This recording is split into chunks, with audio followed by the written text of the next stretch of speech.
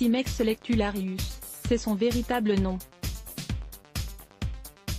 La punaise de lit est un insecte principalement nocturne, qui se cache dans les sommiers, les matelas et qui se nourrit du sang de son hôte. Sur la peau, sa morsure provoque des boutons rouges accompagnés de démangeaisons.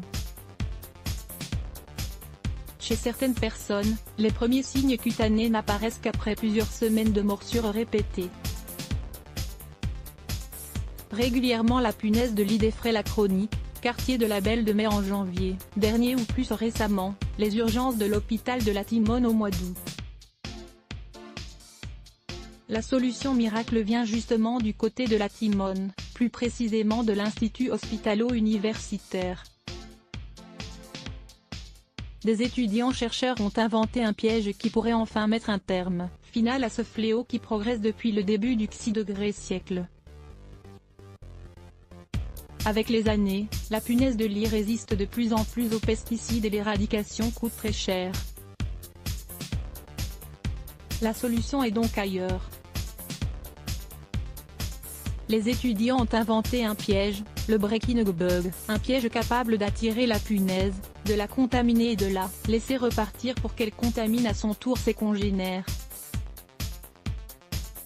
Principe du breaking bug: pour communiquer entre elles, les punaises sécrètent des phéromones par leurs excréments.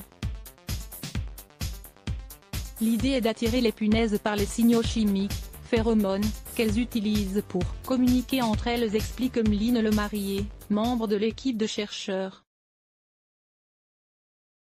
Pour obtenir ces phéromones, les étudiants ont utilisé une bactérie, génétiquement modifiée pour produire cette substance chimique.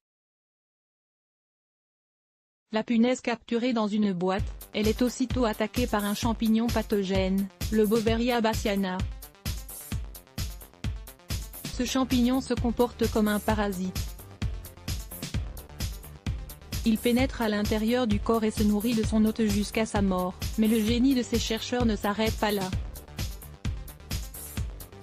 La punaise ne meurt pas immédiatement.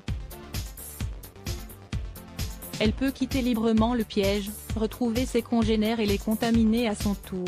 Le système d'insecticide est efficace, mais relativement long.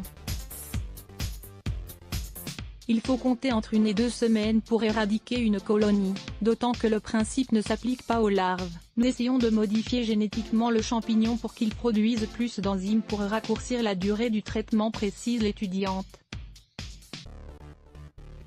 Une invention en compétition. La vingtaine d'étudiants-chercheurs constitue une équipe pluridisciplinaire dépendante ex-Marseille Université. Il y a des biologistes, des bioinformaticiens, des spécialistes de la biologie structurale et génomique et des étudiants de Polytech. Ils vont présenter leur projet à l'IGEM, International Genetically Engineered Machine, une compétition qui se déroule chaque année en octobre à Boston.